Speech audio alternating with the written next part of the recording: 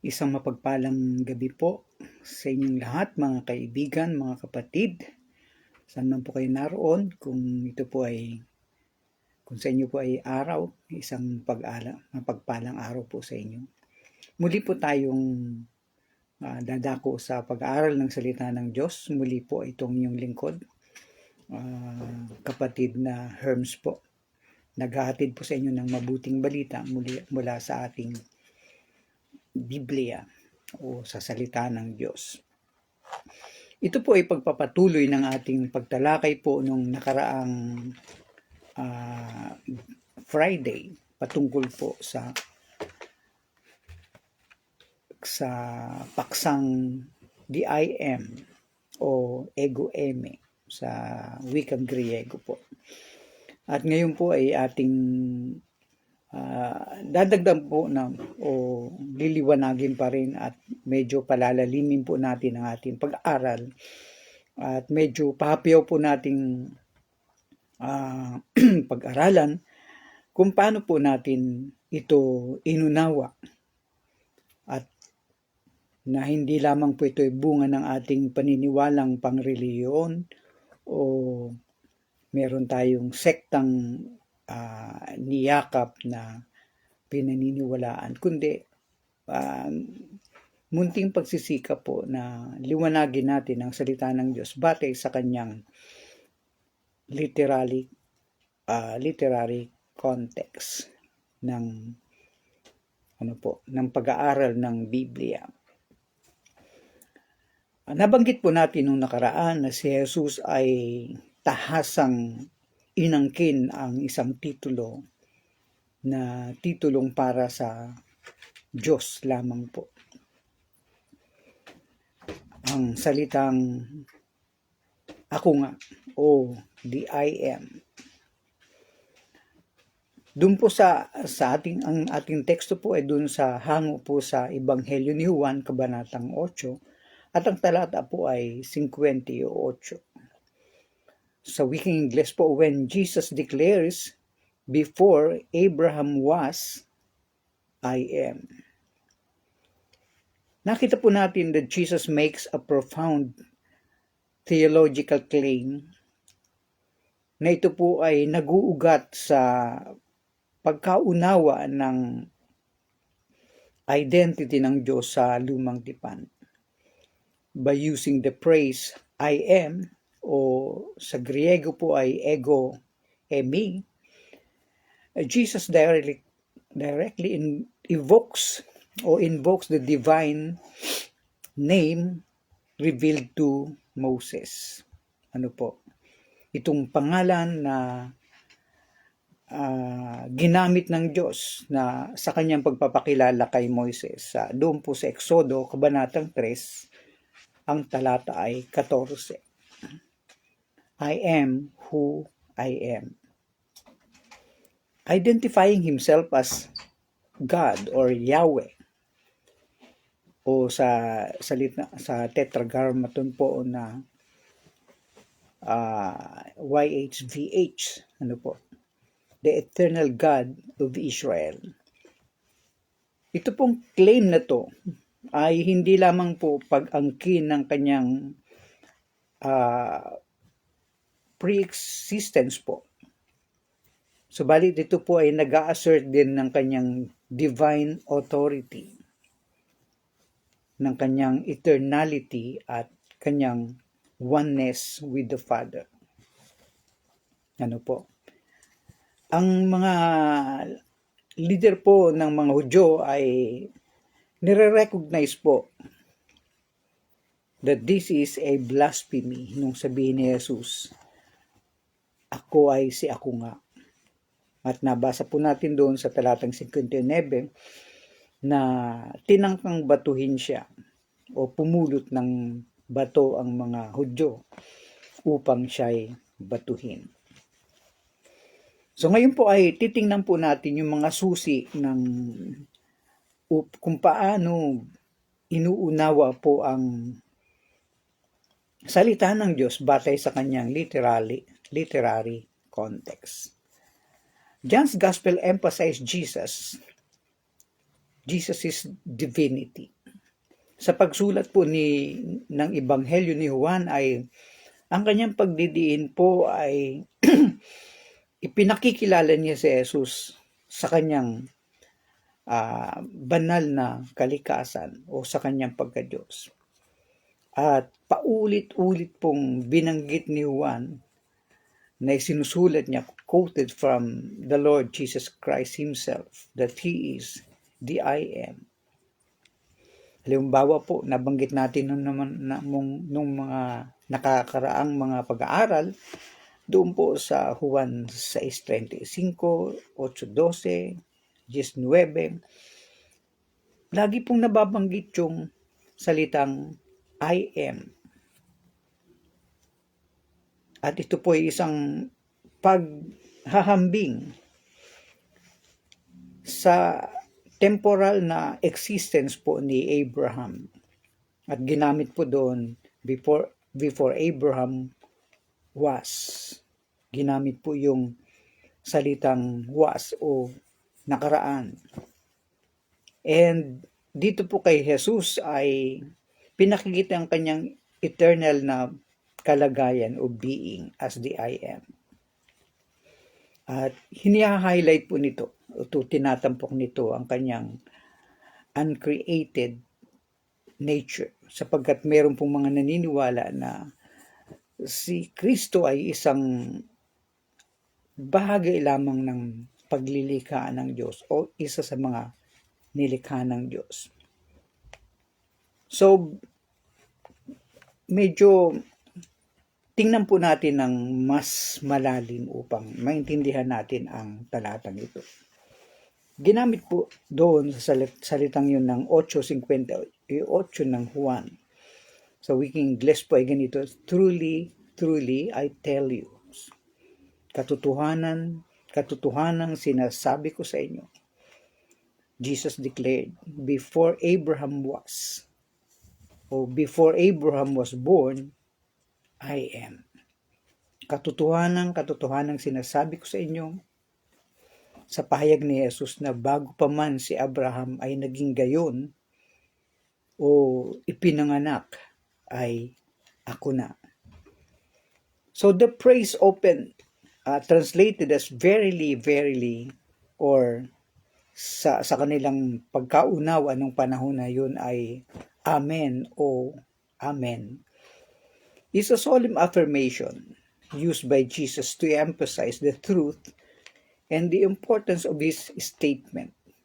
Pinakikita po ng pagkakasulat ni Juan na binibigyan diin niya ang katotohanan at ang pagdidiin niya sa kanyang pahayag o sa kanyang statement. It is a unique feature of Jesus' teachings style, indicating that what follows is of utmost significance. Bakit po? Doon po sa Jewish na tradition, the repetition of the word serves to be strengthened. Its meaning, pinalalakas po, pinagtitibay ang kahulugan nito, underscoring the authority and the certainty of the message. This introduction sets the stage for a profound theological declaration. So, sa pagpaningin po na theological ay ito po ay isang naghahanda sa pagpapakilala ng isang mabigat na o madiing pagpapakilala kung sino talaga siya. So, ipinahayag ni Jesus, the use of declared highlights the authoritative nature of Jesus. Jesus' pronouncement. Pinakikita na sa kanyang pagsasalita ay hindi lamang po nag-quote o nagbasa o nag-angkin ng isang bagay, kundi pinakikita po sa kanyang pagkapapahayag o pagkakapahayag ang kanyang otoridad. Inangkin niya po. At throughout the Gospels. Sa mga ebanghelyo, liban po kay Juan, kay Mateo, kay Marcos, at kay Lucas, Jesus speaks with authority.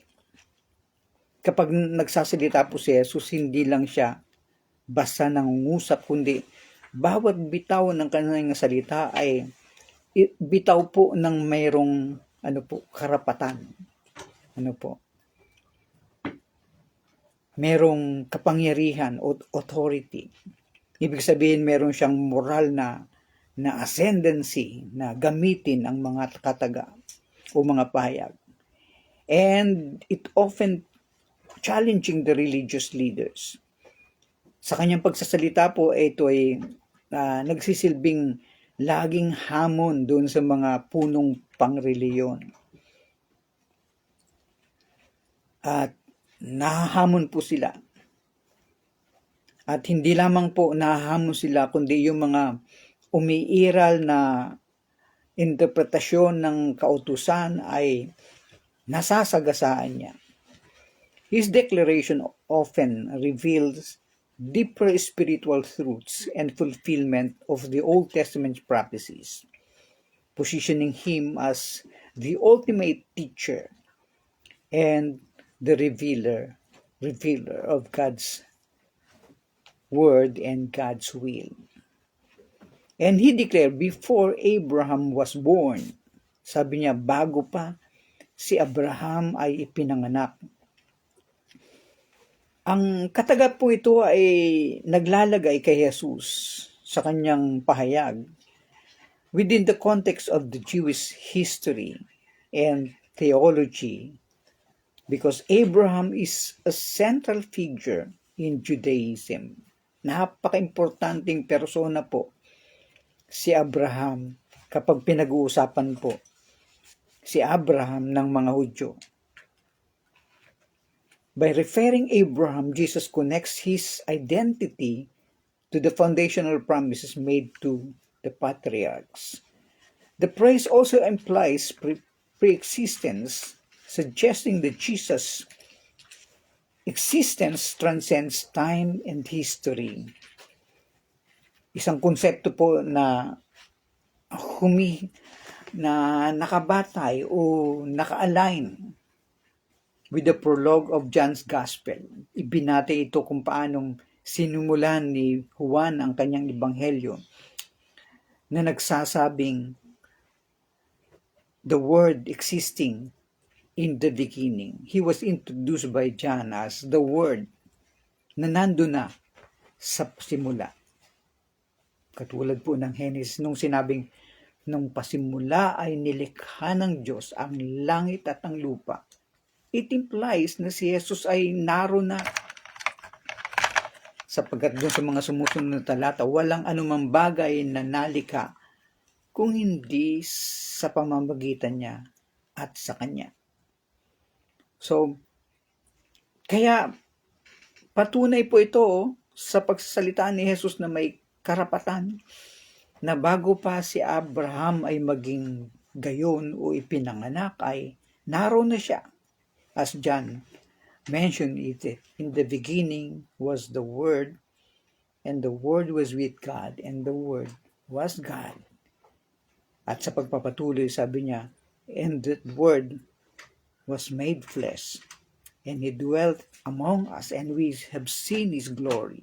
Yan po ang pahayag ni Juan sa kanyang mga paunang pangungusap sa Ebanghelyo ni Juan.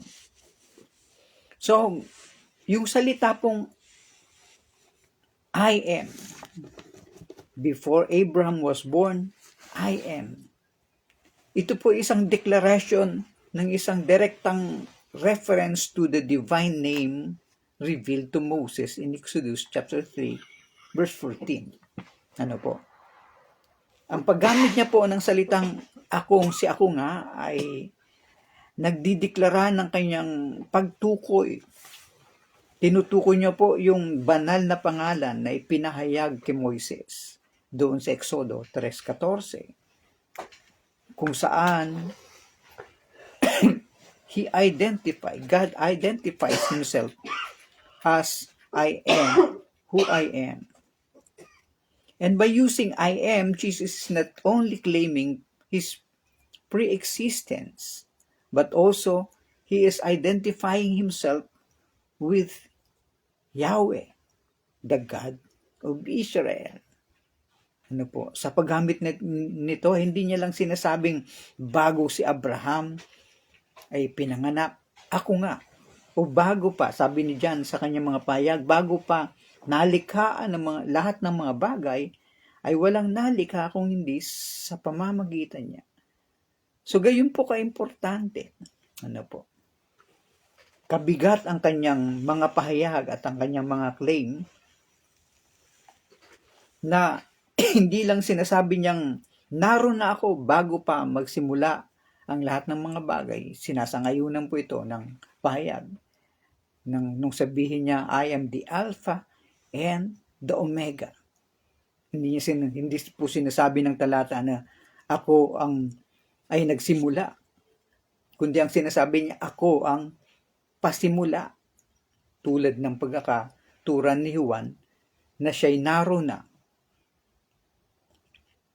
bago ang malikha ang lahat ng mga bagay.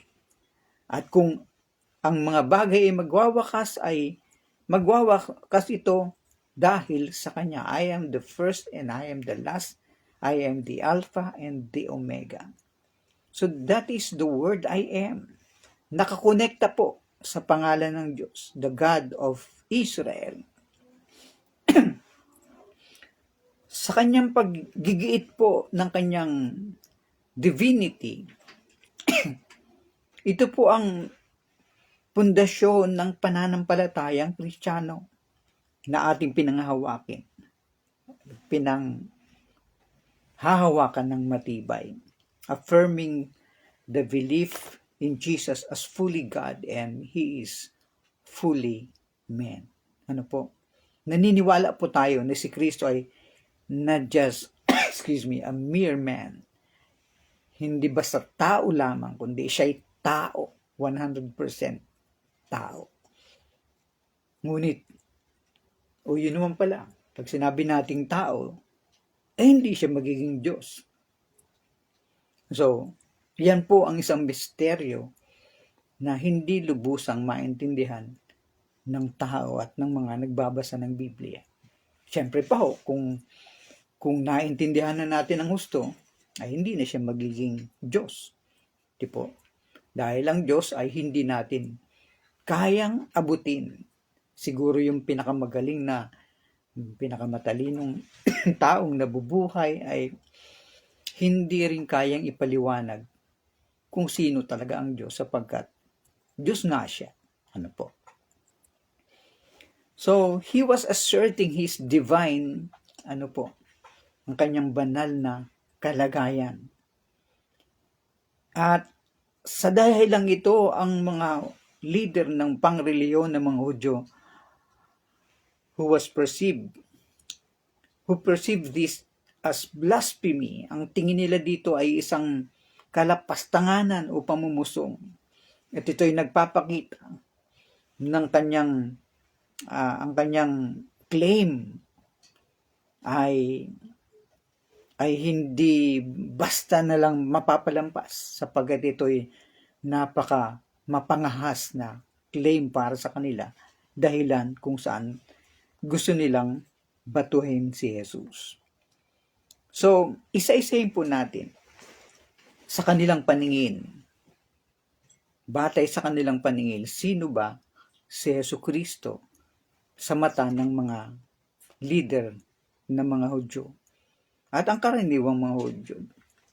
To them, the central figure in this passage, Jesus is making a profound declaration about his identity and divinity. So pagtingin po sa lente, sa panlasa, sa pagkaunawa po ng mga taong ito, si Kristo ay nagpapakilala na hindi basta tao kundi siya'y isang Diyos at ang tingin nga po nila dito ay isang pamumusong o kalapastanganan.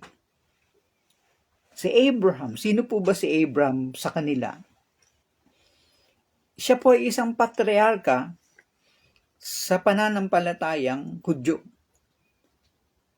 He is revered as the father of the nation of Israel.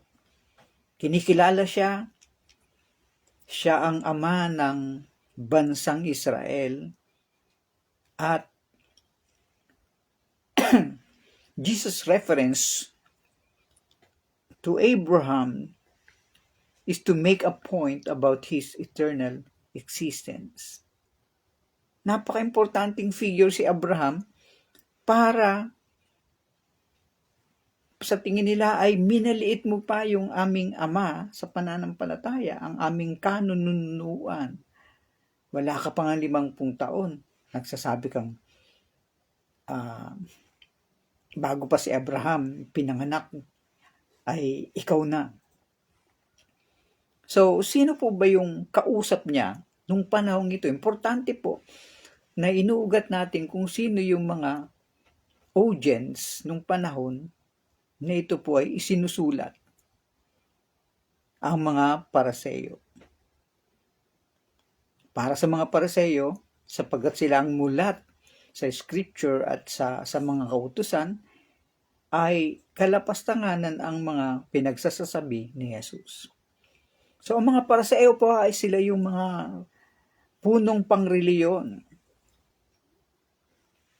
At sa panahong yun, sila lagi ang kontrabida, oposisyon kay Jesus. They are the audience to whom Jesus is speaking in this passage. So alam natin na hindi basta nagsasalita si Jesus sa karaniwang mga tao. Hinarap ni Kristo ito squarely ang mga punong pangreliyon nito. Na sinasabi niya kung sino siya dito sa mga taong ito na lubos na nakakaunawa ng kautusan at ng mga bagay pangreliyon. Saan yung lugar na ito? Siyempre po sa Jerusalem, ang lungsod kung saan ang pag-uusap nito ay naganap. Ano po ang Jerusalem? It is a significant location for the Jewish religious life and the setting of many Jesus' teaching. Ang Jerusalem po ay, ito po yung sentro ng kanilang pagsamba. Naroon ang kanilang templo. Kapag sila nananalangin, mapansin po natin nung si Daniel, mababasa natin, nung siya'y nananalangin, nakaharap siya tungo doon sa direksyon ng Jerusalem. Kaya ang Jerusalem po ay napaka-importanting lugar sa kanilang pananampalataya. At sa Jerusalem, hindi ba sa Jerusalem, kundi yung location kung saan sila nag-uusap ay doon po mismo sa malapit sa templo. Bagamat hindi po nabasa natin dito sa Kabanatang 8, pero sa kabuuan po, pag binasa natin ng aklat o ang Ebanghelyo ni Juan, ay makikita natin na dito naganap ang mga bagay na ito sa kanilang pag-uusap malapit sa templo, na ito po ang sentral ng kanilang pagsamba. Kumbaga sa simbahang Katoliko, ito po ay Roma para sa kanila. So, at ang mga turo, ang mga kautusan ay dito sa lugar na to nagaganap at isinasagawa. Tingnan po natin ang mga pagtuturo o teaching, mga punto ng pagtuturo dito sa aklat na ito. So, Kabanatang 8. Yung statement po na ginawa ni Jesus na kiniklaim niya, tahasang kiniklaim niya na ako ay si ako nga, is a direct claim to his divine nature. Ito ang pinaka matinding statement o mapangahas na sinabi ni Jesus sa kanyang pagpapakilala kung sino siya. Kaya nga may nagsasabing sabihin mo nga sa akin kung saan mababasa sa Biblia, letter for letter na sinabi ni Jesus, ako ay Diyos. At palibasa, ang Diyos ay ang sinasamba lamang sa mababasa sa Biblia na ako ay Diyos at sambahin niyo ako. So yung malimit nating marinig. Siguro po ito ay isa sa sagot sa ganung statement na sa ating pagkaintindi, technically ay wala pong mababasa na sinabi ni Jesus, ako ay Diyos, sambahin niyo ako. Tama po yun. Pero sa ating pagkaunawa po yan, iba yung mga tao, particularly yung mga Pariseo, yung mga punong pangreliyon, iba ang pagkaunawa sa pagsasabi ni Jesus na ako ang I am. Ano po, sa kanila na nakakaintindi po ng Torah, ng salita ng Diyos, ng Eskriptura nung panahon na yon, ay direktang sinasabi ni Jesus, ako ay Diyos. Ngunit, siyempre, iba sa ating salita.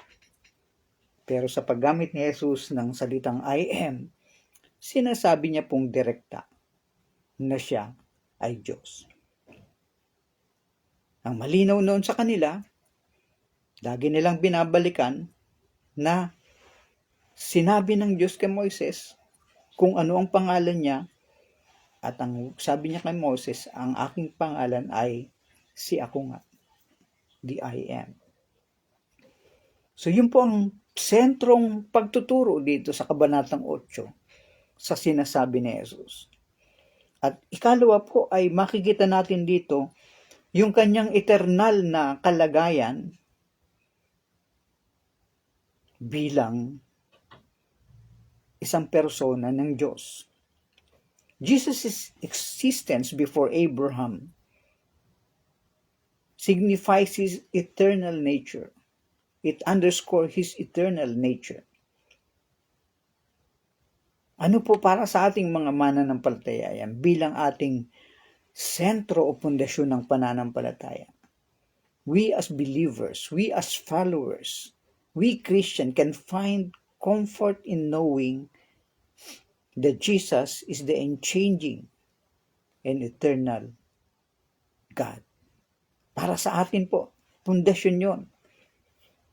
Kung hindi si Jesus, Diyos para sa atin, napakalabnaw ng ating pananampalataya. Ano pa ang isang aral na makikita natin dito? Kinumpronta niya po ang unbelief o ang kawalan ng pagtitiwala at ang kawalan ng pagkakilala sa Kanya.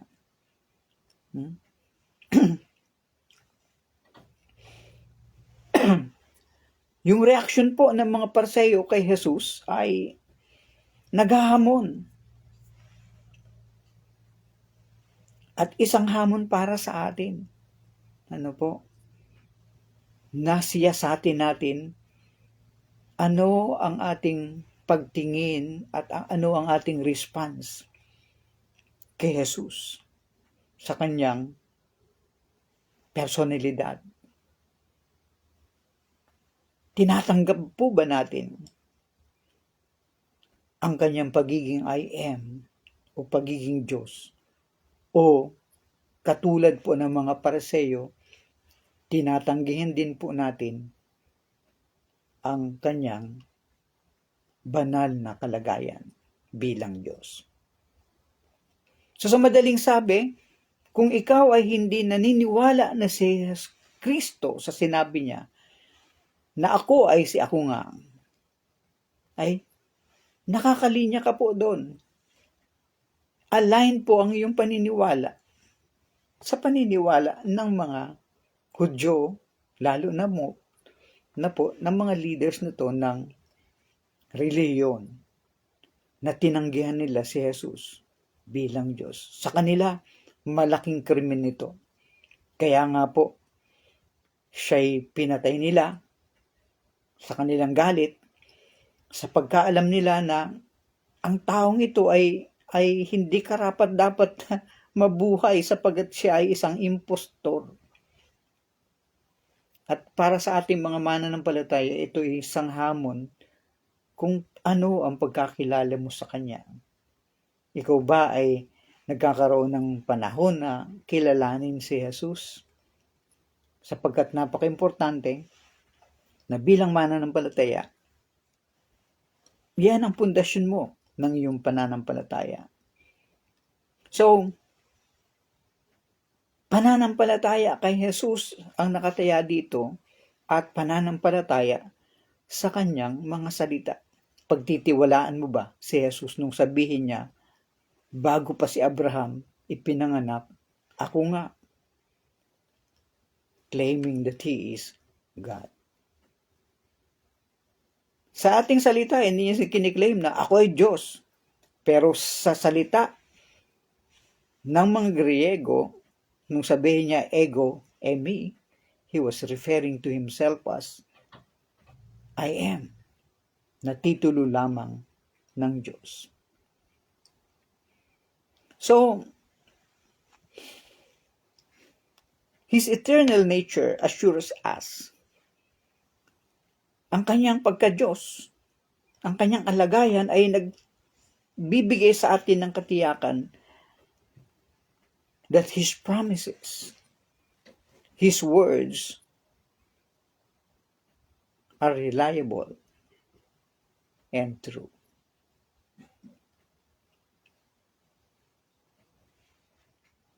So paano po tayo mamumuhay ngayon bilang Kristiyano?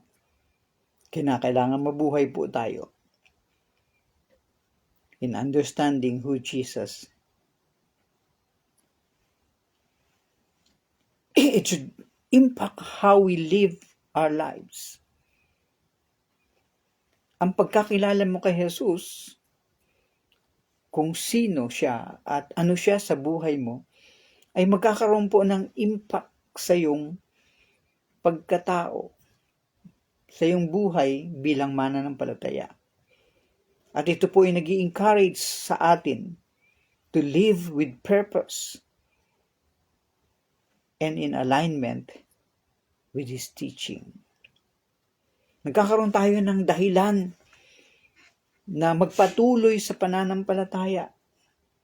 Nakikita po natin, naaapuha po natin ang hinaharap na yung pinagtiwalaan. Katulad ng sinabi ni Pablo, He who began a good work in you, si Jesus po yun, will be faithful. Siya po ay tapat na tatapusin niya ang kanyang sinimulan sa iyo nung ikaw ay sumampalataya sa Kanya. So, ang maaaring maging tanong mo sa iyong sarili, dito po sa ating binasa o sa talatang ating pinag-aralan, ay sa anong paraan sa pagkaunawa natin kay Kristo, ito ay makapagbibigay sa atin ng kaaliwan at katiyakan para sa ating buhay pananampalataya. So, sa paanong paraan nakapagbibigay ito ng encouragement, ng katiyakan sa iyo na magpatuloy sa pananampalataya. While others, katulad ng iba na hindi po makapaniwala na siya ay kapantay ng Diyos, hindi po ito maintindihan ng marami. Ngunit sa iyo na nagsumampalataya, ay naintindihan mo ito sa pamamagitan ng pananampalataya. Meron pong argumento na napanood ako sa Senado. Ang isang senador ay ay tinanong ang isang senador. Ang sabi niya, nasabi mo na mas mataas ang impeachment court kaysa Supreme Court. Ako, hindi naniniwala doon. Para sa akin, ang Supreme Court, kaya nga siya Supreme Court, siya ang pinakamataas. So ang tanong natin ngayon, sino ba ang tama sa dalawang senador? Well, kailangan po natin maintindihan. Katulad na natin pinag-uusapan, dapat naintindihan po natin yung konteksto ng kanilang pag-uusap. Kasi po kung pakikinggan lang natin yung sasalita, ay ako dito sa kay Senador A dahil naniniwala ako sa kanya. Ako naman kay Senador B dahil sa kanya ako naniniwala. So meron pong pagkahati. So ngunit ang tanong natin, sino ba talaga ang nagsasabi ng tama sa dalawang senador na nagtatalo? Pwede po itong tingnan sa dalawang bagay para maintindihan natin yung konteksto. Ang sinasabi po ng isa, mataas ang impeachment court dahil siya ay pwede niyang litisin kahit pa yung mga maestrado ng Supreme Court. So kung ikaw yung huwes, lilitisin mo yung maestrado, sino ang mataas ngayon? Di sa yung tingin ay yung impeachment court. Sabi naman ng isa, pwede rin naman na kapag ikaw ay ginawang mali o labag sa batas, kahit senador ka, kahit presidente ka pa ng Senado, pwede rin naman kitang litisin. So confused tayo sa dalawang bagay na yun. Kaya pagka ibalik natin sa ating pag-uusap, pag sinabi ni Jesus na I and my Father are one, hindi natin maintindihan o lalong hindi maintindihan ng mga punong reliyon nito sapagkat sa kanila, ang kaisipan nila, sino ba ang mas dakila? Yung sinugo o yung nagsugo? So para sa pagkaunawaan nila, mas higit na nakalalamang o dakila yung nagsugo kaysa isinugo. Hindi maintindihan na kapag sinabi na yung sinugo ay pareho lang sa nagsugo, mahirap tanggapin. Ito po ang sinasabi ni Jesus. Ng Diyos, pag pinag-uusapan, siya ay yung I am. Tulad po ng ating illustration, sino ba ang tama sa dalawa? Pwede mong sabihin sa iyong konklusyon, para sa aking panig, pwede kong sabihin sa dalawang pagtingin, sino ang mali sa dalawa, o pwede ko rin sabihin, sino ang tama sa dalawa. Depende po kung negatibo ang pagtingin mo o positibo ang pagtingin mo. So kung titingnan natin, sino ang tama sa kanila, wag na nating gamitin yung sino ang mali. Para sa akin po, parehas silang dalawa, tama. Bakit po? Sa konteksto ng ating konstitusyon sa Pilipinas, hindi naman po tayo abogado, pwede naman natin itanong ito sa mga eksperto sa kautusan, pero sa simple pagkaunawa po ng yung lingkod, batay po sa ating konstitusyon, na meron po tayong tatlong branches of government. Ang executive, pinamumunuan po ng presidente. Ang judiciary, pinamumunuan po ng Chief Justice ng Supreme Court. And the legislative department o branch na pinamumunuan po ng Speaker and the Senate of the upper house.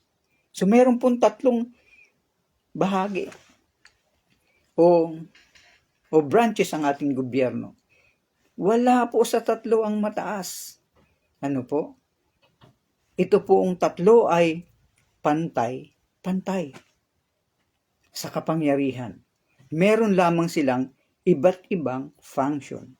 Kapag pinag-uusapan po ang impeachment, ito po ay poder na walang ibang may poder kundi po ang Senado sa na ini-impeach ng lower house at nagsisilbing huwes ang Senado as the legislative branch na siya ang binigyan po ng Constitution ng kapangyarihan, the sole power, the sole authority na husgahan ang sino mang impeachable official. That includes, the President, the Vice President of the Executive, yung mga maestrado po, at yung mga miyembro ng legislatura. So pag pinag-uusapan po kung sino ang may kapangyarihan sa pagkakataon pong ito, ang Senado ang may kapangyarihan sapagkat siyang binibigyan po ng ating batas o ng ating saligang batas ng kapangyarihang isagawa ang ganitong uri ng trabaho. Ngunit pag pinag-uusapan po ang pag-unawa sa mga nakasulat na batas, hindi po ang Senado ang final arbiter, kundi po ito ay nasa kapangyarihan ng husgado o ng judiciary. In this case, the Chief Justice and his justices. So wala pong mali sa dalawa. Parehas po sila tama. Kasi magkaiba po yung function ng dalawa. Kapag nakita natin sa Biblia, tagapagligtas at ang pamamaraan ng pagligtas ay sino ang sasagawa, ito po ay nasa poder ng kapangyarihan ng anak, which is God the Son. Kaya nga, nung sinabi ni Jesus na ako nga, hindi niya inaagaw ang posisyon na ito sa kanyang ama, ngunit ang posisyon ito ay pwede niyang gamitin sapagkat sila po ay may pagkapantay sa kapangyarihan at kalagayan. Ito po ang niliwanag ng Apostol Pablo sa Kabanatang 2 ng Pilipos. Sabi niya po doon, na bagamat siya'y Diyos, hindi niya inalintanang maging kapantay ng Diyos. O sa ibang salin, hindi niya ginamit o sa ibang pagkaunawa, isinaisang tabi niya muna pansamantala ang kanyang kalikasan bilang Diyos. Siya po ay nagkatawang tao.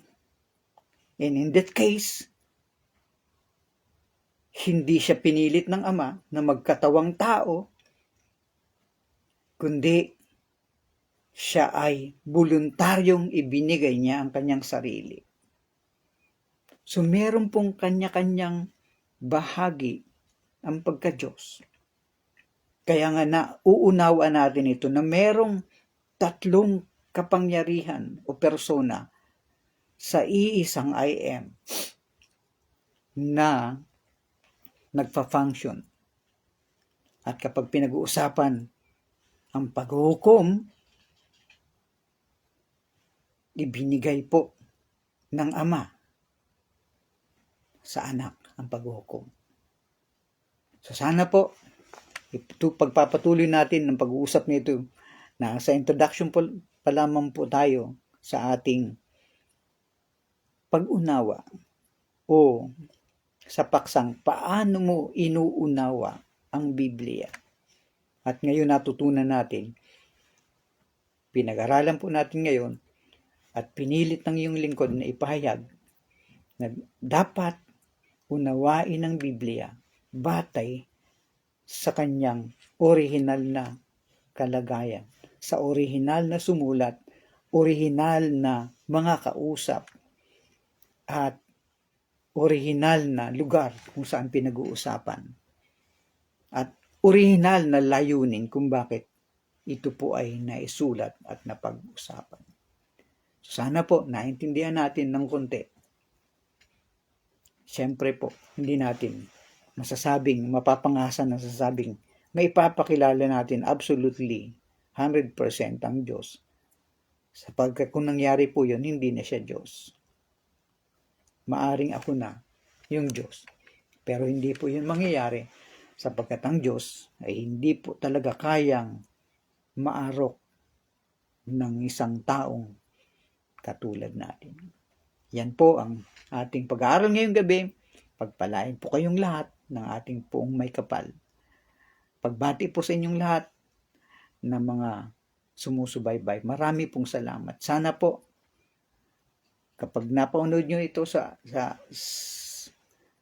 ay simulan nyo po sa simula at sa dulo nang maintindihan po natin na mas malalim ang ating pag-aaral. Magandang gabi. Pagpalain po kayong lahat ng ating poong may kapal. Bye-bye for now.